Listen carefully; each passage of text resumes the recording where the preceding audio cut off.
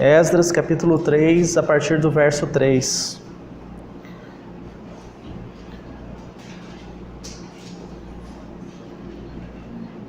Firmaram o altar sobre as suas bases, e ainda que estavam sob o terror dos povos de outras terras, ofereceram sobre ele holocaustos ao Senhor de manhã e à tarde. Celebraram a festa dos tabernáculos, como está escrito, e ofereceram holocaustos diários segundo o número ordenado para cada dia. E depois disto, o holocausto contínuo e os sacrifícios das festas da lua nova e de todas as festas fixas do Senhor, como também os dos que traziam ofertas voluntárias ao Senhor. Desde o primeiro dia do 7º mês, começaram a oferecer holocaustos ao Senhor, porém ainda não estavam postos os fundamentos do templo do Senhor. Vamos ter mais uma palavra de oração. Senhor, graças te damos pela tua santa palavra. Senhor, toda a nossa necessidade é termos uma experiência com o Senhor, termos uma vida, um caminhar com o Senhor diário. Senhor, que a tua palavra que temos recebido continuamente, que ela seja vida para nós. Senhor, não nos permita o contentamento com o conhecimento intelectual da tua palavra. Senhor, toda a nossa urgência, toda a nossa necessidade desesperadora é que a tua palavra seja vida para nós, que ela seja uma expressão na nossa vida da realidade do reino dos céus. Senhor, muito mais válido para nós é termos uma grama de realidade espiritual do que 100 quilos de conhecimento intelectual. Salva-nos por tua graça. O Senhor, pelo teu Espírito, nos advertiu. Os gregos buscam conhecimento e os judeus buscam sinais, mas nós buscamos a Cristo. Senhor, esses são os extremos dos quais nós corremos o risco. Buscarmos sinais ou buscarmos puramente conhecimento. Mas o objeto da nossa busca, e converte o nosso coração para isto, Senhor, que o objeto da nossa busca seja uma pessoa, a pessoa bendita do Teu Filho. É o que nós lhe pedimos, Pai, em nome do Teu Filho, amado Jesus. Amém, Senhor. Senhor, também queremos colocar esse tempo que estamos juntos, para que o Teu Espírito possa nos edificar nessa noite. Sim. Ajuda, Senhor, a cada um de nós, nas nossas necessidades espirituais, nas nossas dúvidas espirituais. Que o Senhor, na sua graça e bondade nessa noite, venha se revelar a cada um de nós. Amém, Senhor. Trazendo o propósito do Senhor às nossas vidas. Amém. Ensina-nos a obediência àquilo que o Senhor tem falado a cada um de nós. Amém, Senhor. Por misericórdia, Senhor, em nome de Jesus. Amém, Senhor.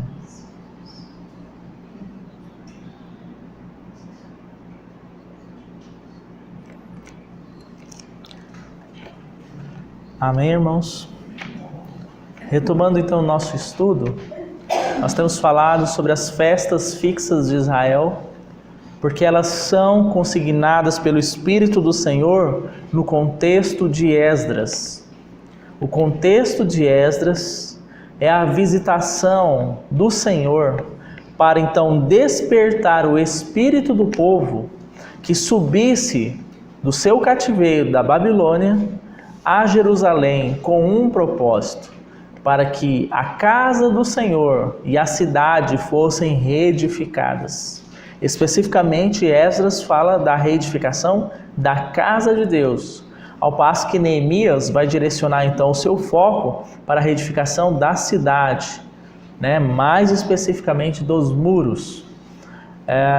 Então, o nosso estudo tem se baseado nessa verdade, que o Senhor desperte o nosso espírito nesses dias, para que possamos nos dedicar à edificação da sua casa. No tempo de Esdras, quando se falava da casa de Deus, se fazia referência a uma casa, digamos assim, material, uma casa física, um templo localizado em Jerusalém. Só que aquele templo, como bem destacado pelo nosso próprio Senhor, no Evangelho de João, aquele templo era uma figura do verdadeiro. O verdadeiro templo, inicialmente sendo o nosso Senhor Jesus, ele sendo a casa de Deus, o lugar de habitação de Deus. Uma vez então que ele é crucificado, ele consuma a obra para a nossa salvação, pois ele diz lá na cruz: tudo está feito, tudo está consumado. Então, uma vez o Senhor realizando a obra de salvação, a cruz como um instrumento, porque fomos batizados na sua morte, fomos sepultados com ele, crucificados com ele, sepultados e ressurretos em novidade de vida, agora nós somos a casa de Deus. Não podemos entender o tema casa de Deus de uma maneira individual. E essa tem sido a tragédia da cristandade nesses últimos dias. O que é entender o tema casa de Deus de maneira individual? Não. Quem está certo é a congregação tal, da placa X, a denominação Y. É lá que você encontra Deus. Nos demais lugares as pessoas estão perdidas. Então você quer ter uma experiência com Deus, é aqui que você deve vir, ou é lá que você deve ir, né? O Senhor, ele nunca nos encorajou a isso, porque o tema casa de Deus, ele é universal. Então Pedro, inspirado pelo Espírito do Senhor em sua epístola, ele vai nos dizer, irmãos, que nós somos pedras, nós somos o material, pedras vivas, e estamos sendo edificados juntos. Prestem atenção nessa palavra, porque o tema casa de Deus e sua edificação, ela tem a sua base na unidade. Unidade. Ninguém é edificado sozinho. Não existe casa de Deus edificada, uma pedra ali, outra pedra lá, outra pedra em outra cidade. Não é assim. Nós somos edificados juntos, casa espiritual de Deus. Se nós fazemos então uma reflexão de que então somos casa de Deus, somos material, somos as pedras vivas que estamos sendo edificados juntos, que edificação é esta? Então Efésios vai nos esclarecer. São textos que já temos lido. Lá em Efésios é dito que a igreja tem um serviço, ela tem um trabalho. E esse trabalho é o aumento de si mesma, a edificação, certo? E lá é dito até que todos cheguemos à estatura da plenitude de Cristo, à perfeita varonilidade. Então, quando falamos de edificação da casa de Deus, temos necessariamente que compreender que estamos falando sobre a formação da natureza e do caráter e da pessoa e da vida de Cristo em cada um de nós. Isto é o envolvimento do serviço da edificação. Então, Esdras traz esta realidade. Quando o Senhor diz que Ele despertou o espírito do povo para que subisse e edificasse. Então, devemos entender que esse edificar é o aumento da vida de Cristo. Qual é o limite desse aumento? Até que todos cheguemos à perfeita varonilidade. Isto fala de maturidade espiritual. Fomos salvos, fomos regenerados no nosso espírito, mas o processo de salvação do Senhor, ele não para por aí. É normal que toda criança que nasça, é normal que ela cresça. Se uma criança não cresce, nós não ficamos preocupados? Já tem 10 anos que meu filho está na mesma estatura. Isso vai gerar uma preocupação. Algo está errado. Podemos pegar esta realidade e trazer para a questão espiritual. Um cristão há 10, 15, 20 anos ouvindo a palavra, mas você não percebe nele um crescimento, um amadurecimento espiritual. Você percebe sempre aquela criança em Cristo. Tudo é para mim, tudo tem que ser no meu tempo, eu sou o centro de tudo, ninguém me entende, né? Não vou participar porque não concordo. Então, são sinais do quê? De uma infantilidade espiritual. Aliás, Paulo, pelo Espírito de Deus, quando ele vai tratar com a igreja em Corinto, ele identificou a imaturidade, a meninice, a infantilidade espiritual dos irmãos em Corinto. Sabe por quê?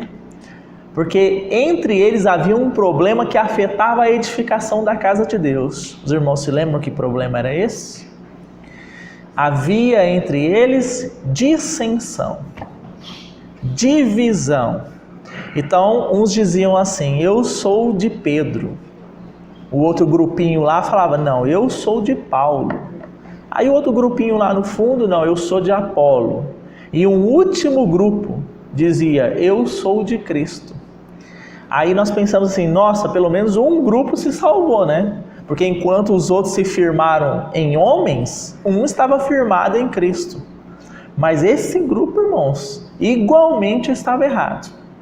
Por quê? Porque ao passo em que eles diziam eu sou de Cristo, eles deveriam dizer irmãos, nós, olha a unidade aí, ó, nós somos de Cristo. Porque a casa de Deus não é edificada sozinha. Esses querem pensar que são de Paulo? Deixa eles para lá, vamos seguir aqui. Ah, esses aqui estão enroscados em Apolo? Deixa eles se virarem para lá. Eu sou de Cristo, então eu vou seguir aqui sozinho. Não, nós somos de Cristo. Irmãos, sejamos despertados, deveriam dizer. Pare com isso, você está se apoiando em Paulo, você em Cefas, você em Apolo. Todos nós pertencemos de Cristo, pertencemos a Cristo. Então, Paulo, um homem espiritual maduro, um homem então que estava então num processo de desenvolvimento da sua salvação de maneira adequada, ele vai dizer assim: irmãos, eu plantei, Apolo regou, mas o crescimento vem do Senhor. Está vendo? Atribuindo a centralidade da pessoa e obra de Cristo, não dos homens.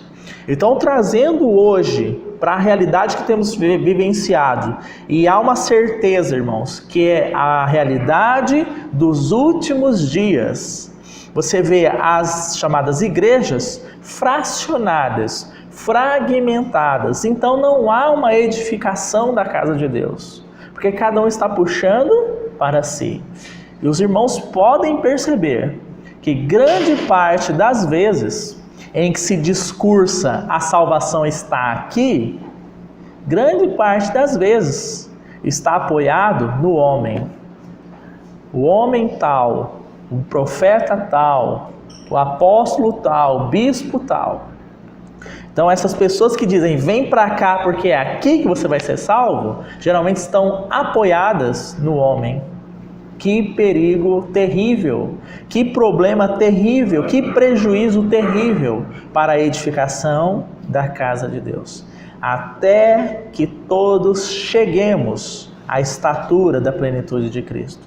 Então os irmãos viram que essa dissensão, que esse apoiar no homem é um indício do quê? De que ali não há um adequado crescimento espiritual. Amadurecimento espiritual. E que o Senhor nos ajude, porque nós não estamos isentos deste perigo. Então, falando especificamente sobre as festas fixas, elas estão inseridas nesse contexto aqui de Esdras, conforme nós lemos aqui inicialmente.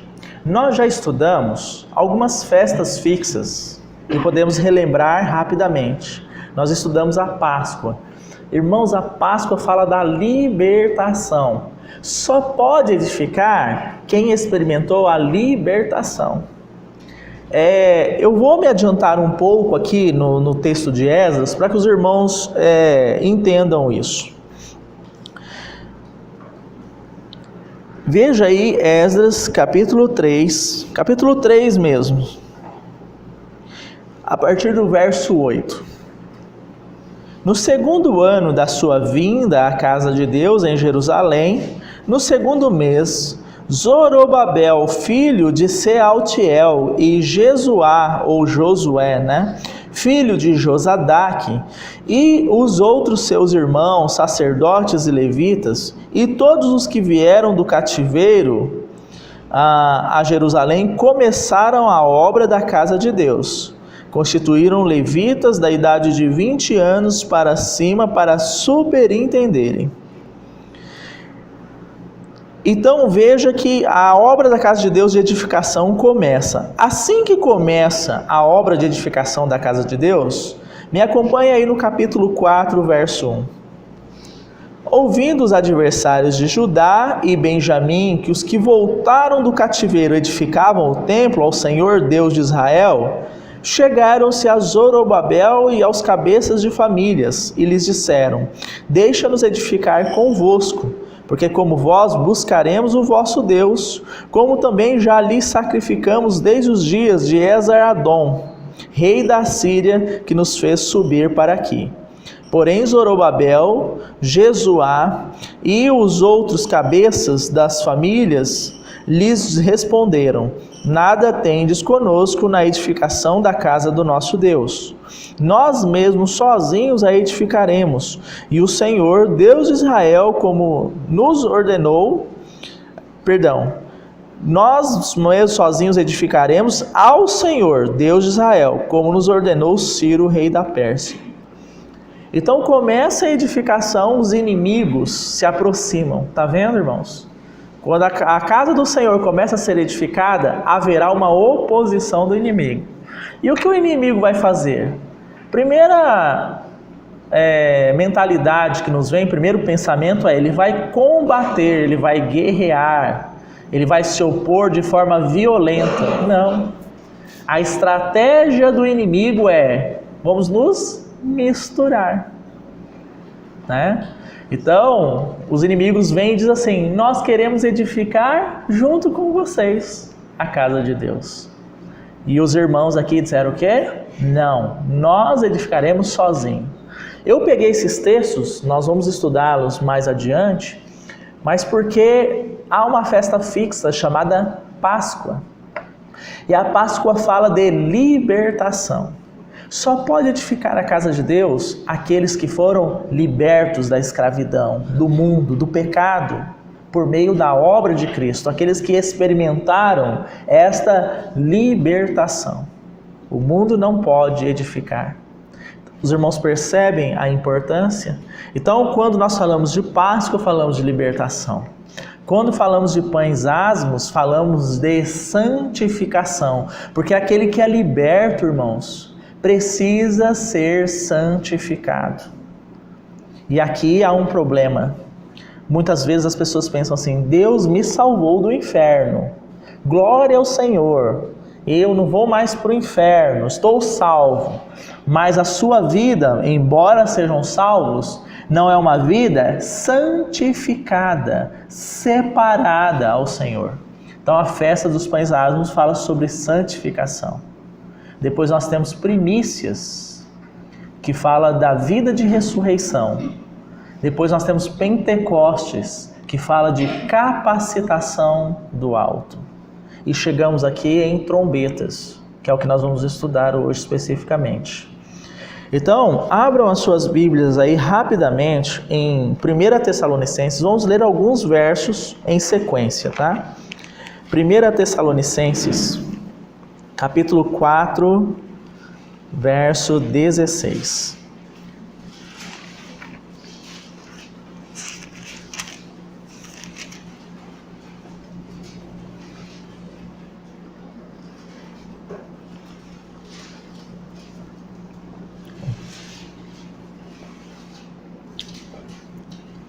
diz assim: porquanto o Senhor mesmo, dada a sua palavra de ordem, ouvido a voz do arcanjo e ressoada a trombeta de Deus, descerá dos céus, e os mortos em Cristo ressuscitarão primeiro. Depois nós, os vivos, os que ficarmos, seremos arrebatados juntamente com eles, entre nuvens, para o encontro do Senhor nos ares, e assim estaremos para sempre com o Senhor. Então vamos a um próximo texto agora. 1 Coríntios, capítulo 15. Versos 51 e 52. 1 Coríntios 15, versos 51 e 52. Eis que vos digo um mistério. Nem todos dormiremos, mas transformados seremos todos. Num momento, num abrir e fechar de olhos, ao ressoar da última trombeta, a trombeta soará, os mortos ressuscitarão incorruptíveis, e nós seremos transformados. Mais um texto, vamos agora a Apocalipse. Apocalipse capítulo 12.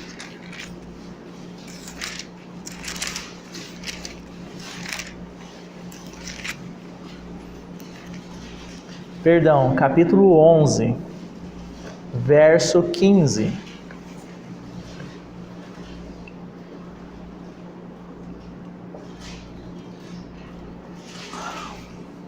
Apocalipse 11, 15. O sétimo anjo tocou a trombeta, e houve no céu grandes vozes dizendo: o reino do mundo se tornou de nosso Senhor e de seu Cristo, e ele reinará pelos séculos dos séculos. E um último texto agora, Mateus capítulo 24.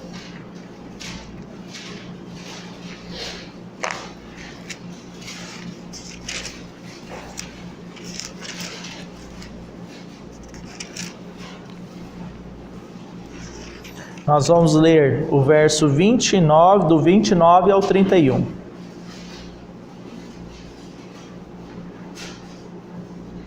Logo em seguida, a tribulação daqueles dias, o sol escurecerá, a lua não dará sua claridade, as estrelas cairão do firmamento e os poderes do céu serão abalados. Então aparecerá no céu o sinal do Filho do Homem. Todos os povos da terra se lamentarão e verão o Filho do Homem vindo sobre as nuvens do céu com poder e muita glória. Ele enviará os seus anjos com grande clangor de trombeta, os quais reunirão os seus escolhidos dos quatro ventos de uma a outra extremidade dos céus. Agora, verso 38.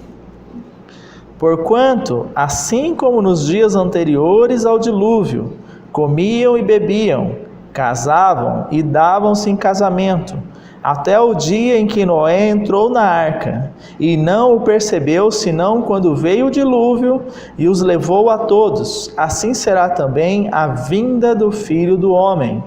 Então 2 estarão no campo, um será tomado e deixado o outro. 2 estarão trabalhando no moinho, uma será tomada e deixada a outra. Portanto, vigiai, porque não sabeis em que dia vem o vosso Senhor.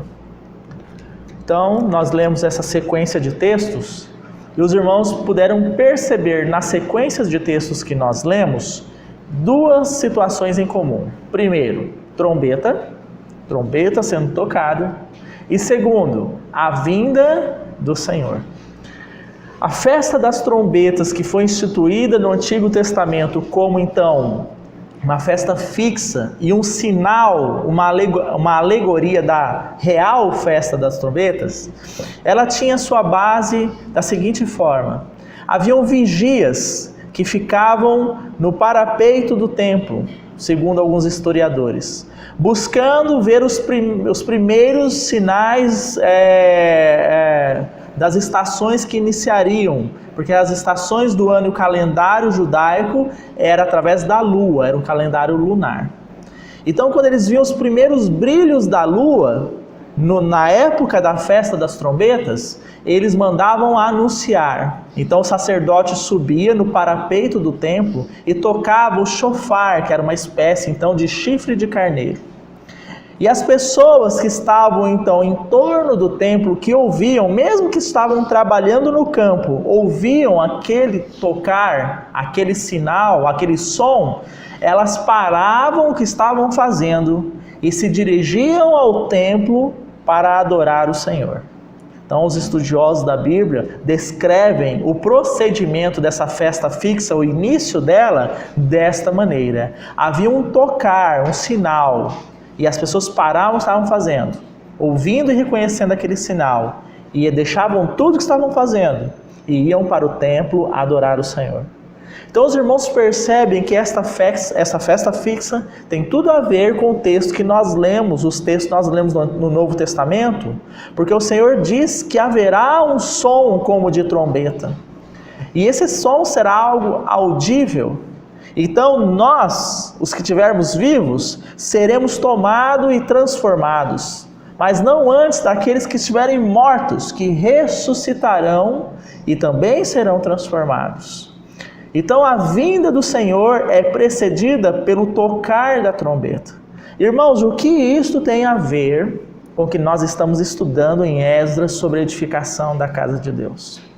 A edificação da casa de Deus tem também como um dos seus fundamentos que aqueles que estão envolvidos nela saibam de que a qualquer momento nós seremos... o nosso Senhor voltará e nós seremos reunidos com Ele. Então a base da edificação da casa de Deus é estarmos juntos com o nosso Senhor. Isso deve ser uma realidade para nós, irmãos. Nós vivemos assim? Abra um texto da palavra comigo em 1 Coríntios, por favor. E 1 Coríntios, nós já estivemos lá, 1 Coríntios capítulo 15.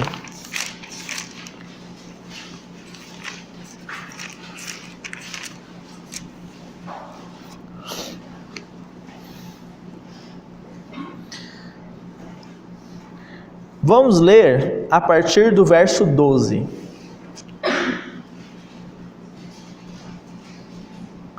Ora, se é corrente pregar-se que Cristo ressuscitou dentre os mortos, como, pois, afirmam alguns dentre vós que não há ressurreição de mortos? Então se estava se levantando no meio da igreja uma dúvida. O que estava sendo pondo em xeque, colocado um ponto de interrogação era: não existe ressurreição de mortos. Então Paulo, pelo Espírito de Deus, está dizendo: o quê? Vocês estão falando entre vocês aí que não existe ressurreição de mortos, se nós temos falado que Cristo ressuscitou? Então é esse o tema que está sendo discutido aqui no verso 12. Veja aí a partir do verso 13. E se não há ressurreição de mortos, então Cristo não ressuscitou. E se Cristo não ressuscitou, é vã a nossa pregação e vã a vossa fé. E somos tidos por falsas testemunhas de Deus, porque temos asseverado contra Deus que Ele ressuscitou a Cristo, o qual Ele não ressuscitou, se é certo que os mortos não ressuscitam. Porque se os mortos não ressuscitam, também Cristo não ressuscitou. E se Cristo não ressuscitou, é vã a vossa fé, e ainda permaneceis os vossos pecados. E ainda mais, os que dormiram em Cristo pereceram. Se a nossa esperança em Cristo se limita apenas a esta vida, somos mais infelizes de todos os pecadores, ou de todos os homens, né? Irmãos, prestem atenção no que Paulo está dizendo. Vocês estão duvidando que há ressurreição de mortos? Se vocês estão duvidando disso, então vocês estão colocando em xeque a palavra de Deus que diz que ressuscitou o nosso Senhor. E se o nosso Senhor não ressuscitou, a nossa fé é vã. Sabe por quê, irmãos? Porque a nossa salvação não se limita ao momento da crucificação do Senhor, mas a nossa salvação ela é mais ampla, porque ela vai partir da crucificação, sepultamento, mas ela tem que passar pela ressurreição, porque se o nosso Senhor Jesus não ressuscitou, significa que a morte o deteve, e o salário do pecado é a morte. Em outras palavras, duvidar da ressurreição de Cristo é dizer que Cristo era pecador, porque a morte só pode deter aquele que pecou. O salário do pecado é a morte. Os irmãos percebem? Então, duvidar da ressurreição do Senhor é dizer Cristo é pecador, o que é um absurdo, uma heresia terrível, porque Ele é Deus, nele não há pecado algum. Mas vai mais além, porque pela ressurreição do nosso Senhor, Ele foi exaltado e Ele recebeu o Espírito Santo e derramou sobre a sua igreja, como estudamos na última reunião. Então agora nós somos a habitação de Deus em um só Espírito. Mas não para por aí, irmãos, porque uma vez ressuscitado, há a promessa da sua vinda. Então, se nós esperamos de Cristo só para esta vida, se toda a nossa esperança que está relacionada à nossa experiência com o Senhor se limita à nossa vida aqui na terra, Paulo vai dizer, somos os mais infelizes de todos os homens. Agora, se a nossa esperança com o Senhor está relacionada à sua volta, por uma conclusão lógica, então somos os mais felizes de todos os homens.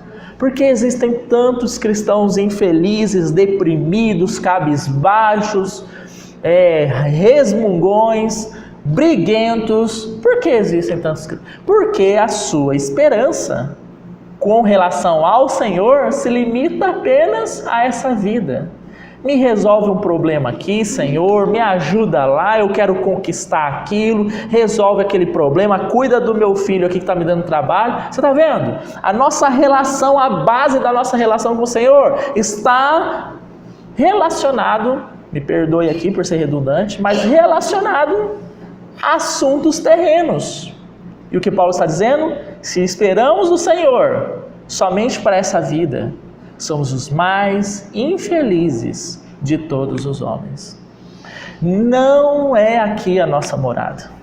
Quando falamos de trombetas, falamos do quê? O Senhor voltará. Ele reunirá o seu povo com Ele mesmo. E isso nos estimula aqui, irmãos, a avançarmos, a crescermos, a amadurecermos em Cristo, porque essa é a base da volta do Senhor. Quando Ele ensina a sua igreja a orar, Ele diz assim, venha o teu reino. Em Apocalipse, no seu último capítulo, diz assim, o Espírito, que é o Espírito Santo de Deus, e a noiva, que é a igreja de Deus, lá é dito assim, o Espírito e a noiva dizem, vem. E todo o que ouve, diga, vem, Senhor Jesus. Irmãos, o grande problema é que hoje os cristãos não querem que o Senhor volte. Podemos até falar, vem Senhor, vem o teu reino, mas a realidade do nosso dia a dia, ela depõe contra nós.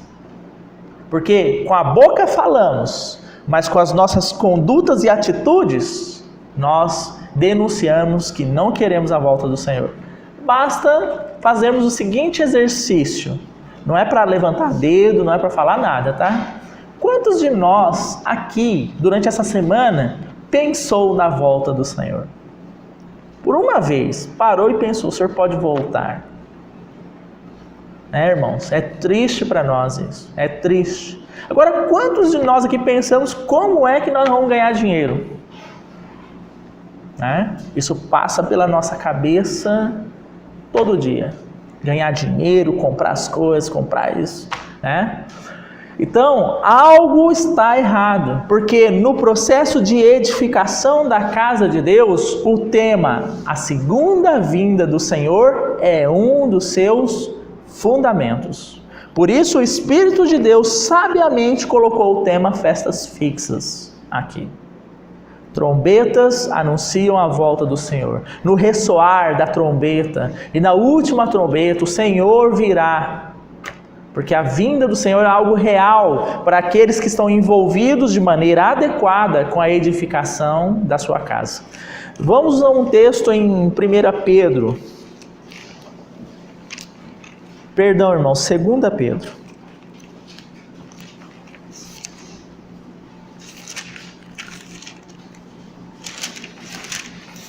Me deixe ver o capítulo.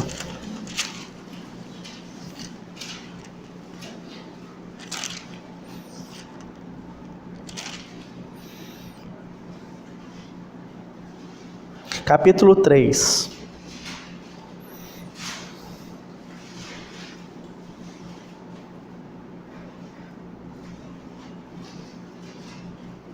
A partir do verso 4. Dizendo: onde está a promessa da sua vinda?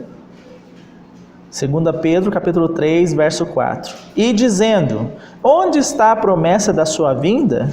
Porque desde que os pais dormiram, todas as coisas permanecem como desde o princípio da criação. Então, vamos ver o verso 5. Porque deliberadamente esquecem que de longo tempo houve céu bem como terra, o qual surgiu de águas e através da água pela palavra de Deus, pela qual veio perecer o mundo daquele tempo afogado em água.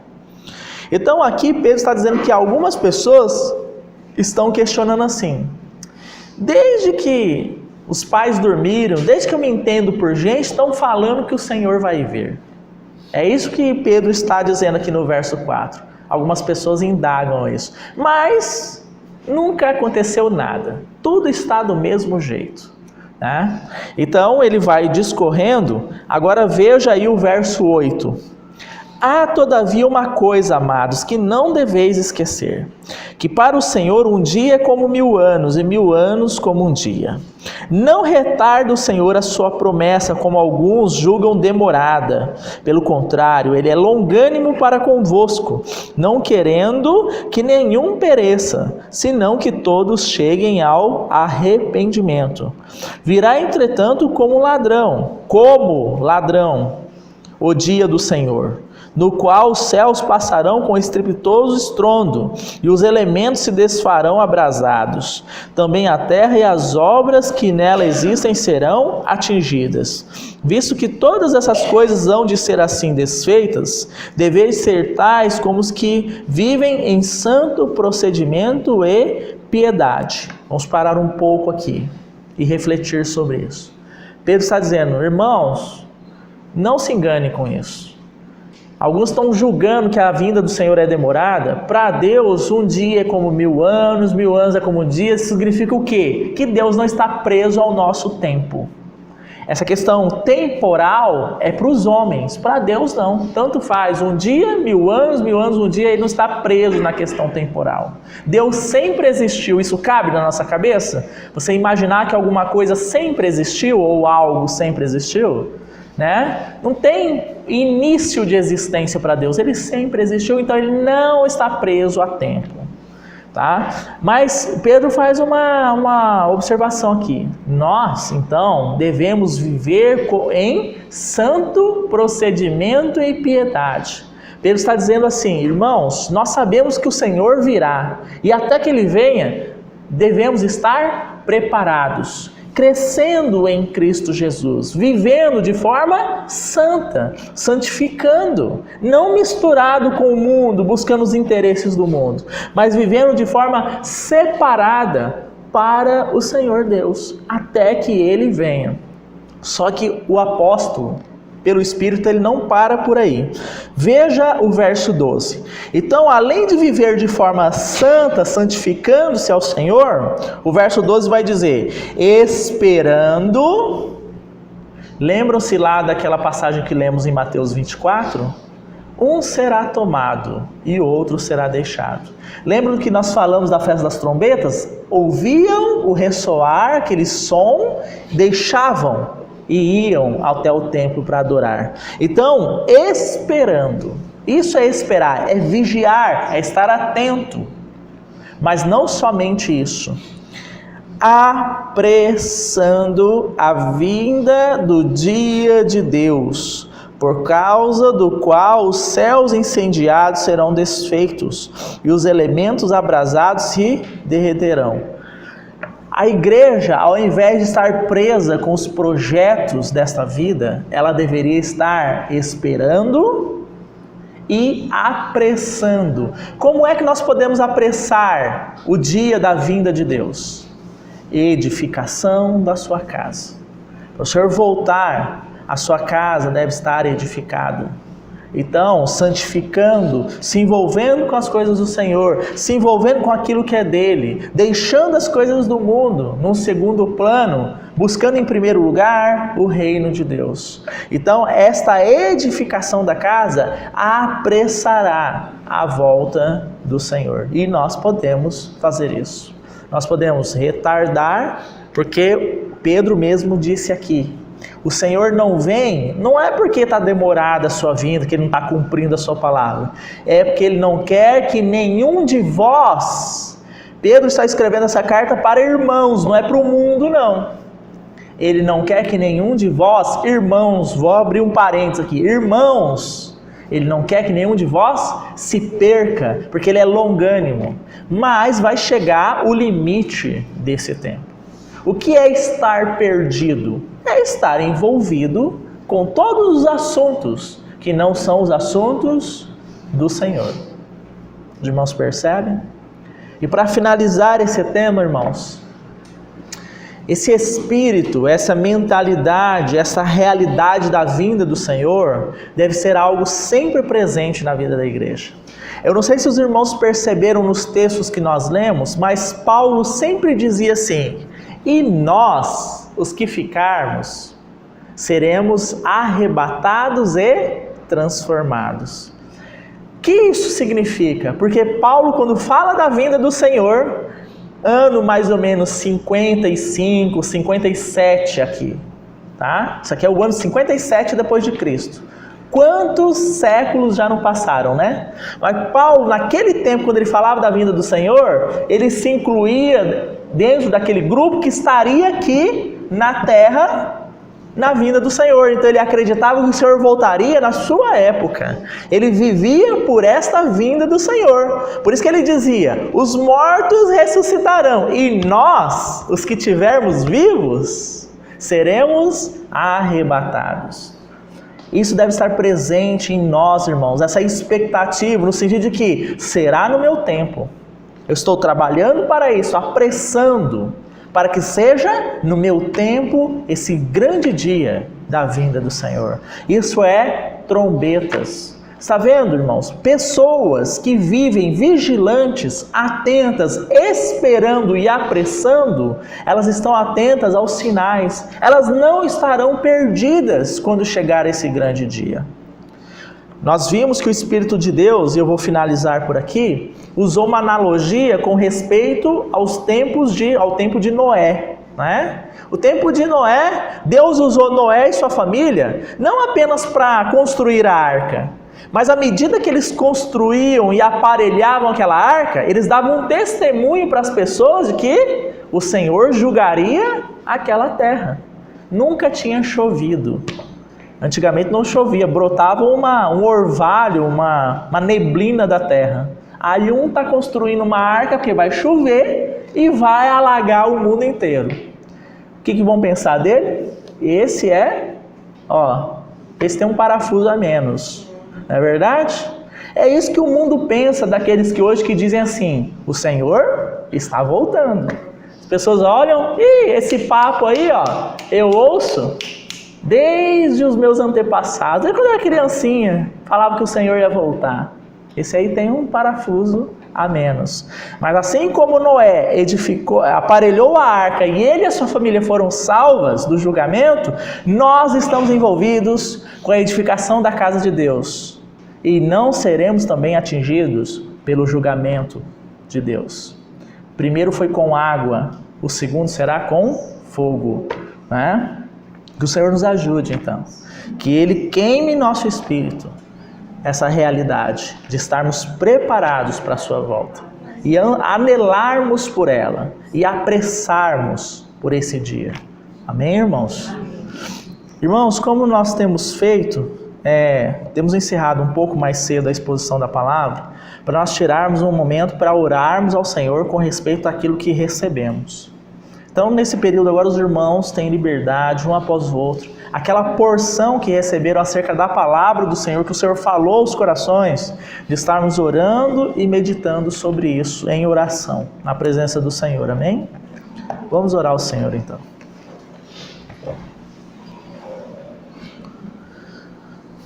Senhor, nós te louvamos e te adoramos nesse momento, Pai, que Tua palavra foi exposta aos nossos corações. Pedimos que o Teu Santo Espírito encontre caminho nos nossos corações para nos incomodar.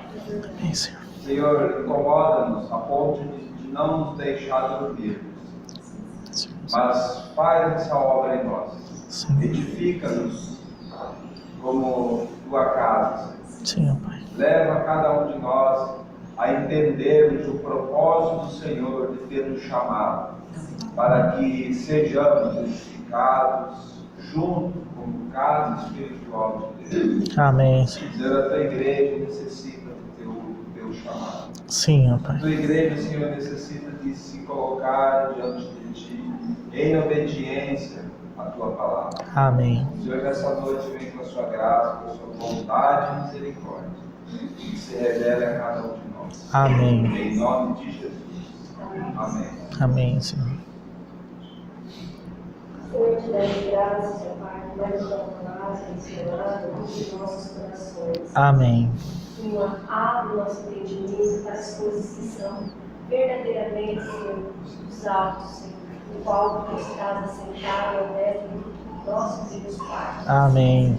Senhor, nós queremos render, abre as nossas mentes, Senhor, para estarmos buscando a Tua face. Sim, Teu Pai. reino, Deus. Tirar os nossos olhos focados desta terra, no qual tudo passará. Senhor, para isso dependemos do Senhor. Amém. Nada temos, ó Pai, mas sim o Senhor em nós. Sim. Faça, Senhor, o Teu viver em nós, a unidade do Teu corpo em nossos meios, ó Deus. Amém. Para que não falamos que somos de Paulo, mas somos do Senhor. Amém. Mas essa realidade que sejamos, Senhor, firmemente voltadas a Ti. Amém, Para isso, Senhor. Senhor, buscamos a Tua face. Venha viver no nosso meio, Pai. Ensina-nos a buscar, Senhor, o Teu reino. Sim, Pai. Ensina-nos a viver a Tua verdade. Amém, Senhor. Para isso, Senhor, nós dependemos do Teu socorro. Amém. Socorre-nos, porque esse mundo, Senhor, nos desperta tanta coisa, Senhor amado. Nos tira tanta visão de Ti, ó Pai. Sim, Pai. Então, Senhor, por misericórdia, tira-nos, Senhor, e nos dirige exclusivamente a Ti. Amém, Senhor. Nós te pedimos em nome de Jesus, Senhor. Amém. Amém, Senhor. Senhor, nós clamamos a Ti, Senhor, nesta noite, para que o Senhor quebrante nossos corações, nos constrange, Senhor, para que possamos ser aqueles que desejam a Tua volta, que anseiam, Senhor, pela Tua volta. Senhor, dos nossos olhos que são postos neste mundo, Senhor, nas coisas deste mundo, se voltem para Ti, Senhor. Amém. Dá-nos um coração ardente pelo Senhor, ardente, Senhor, em obedecer a Tua palavra. Amém, Senhor. Quebrando, Senhor, os nossos corações. Em nome do Teu Filho amado. Amém, Senhor. Então, Senhor, como Senhor nós somos. Sim. Quando precisamos mais de Ti, Senhor, Sim. achamos que Te conhecemos. Senhor, como Pai, os nossos olhos, Senhor. Faz-nos, Senhor, para derramarmos diante do Senhor, como nada sermos, para que o Senhor faça Ti a nossa vida também. Amém. Ensina-nos, Senhor, a todos os dias caminharmos para Ti. Amém. Querido, que tu gosta da fazer diário, Senhor, que façamos para o Teu reino. Amém, Senhor. Amém. Ensina-nos a viver a luz diariamente. tenho sede, fome. Amém, Senhor. Só tu és digno de toda a honra e glória. Amém, Senhor.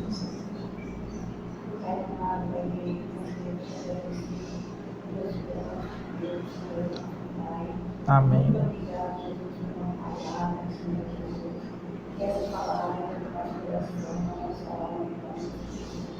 Sim. Amém, Senhor. Sim.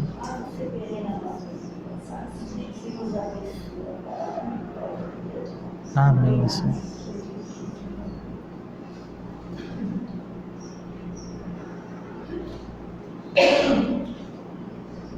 Senhor, por tua graça, nos leva a termos um coração que anela pela tua volta.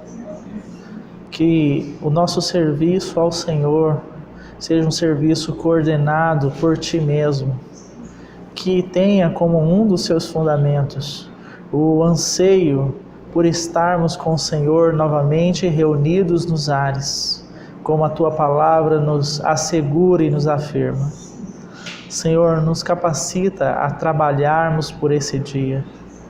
Nos capacita, Senhor, a buscar o que é do alto e não as coisas aqui da terra.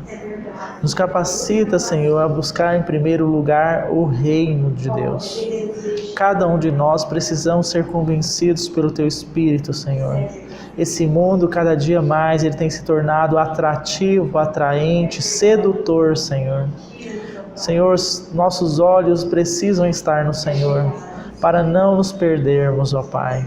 Senhor, vai sermos aqueles que percebem ao sinal da trombeta, ao ressoar daquele sinal sonoro, Senhor, deixarmos tudo para trás, para estarmos com o Senhor.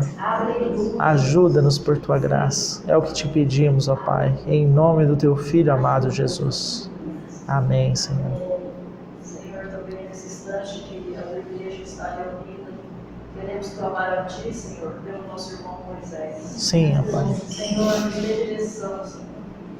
Direção aos irmãos que estão no encargo, Senhor, da Tua palavra, aos irmãos que estão no encargo, Senhor, de diáconos, a conversar amanhã com o irmão, Senhor, a chegar a uma decisão sobre o estado dele de saúde.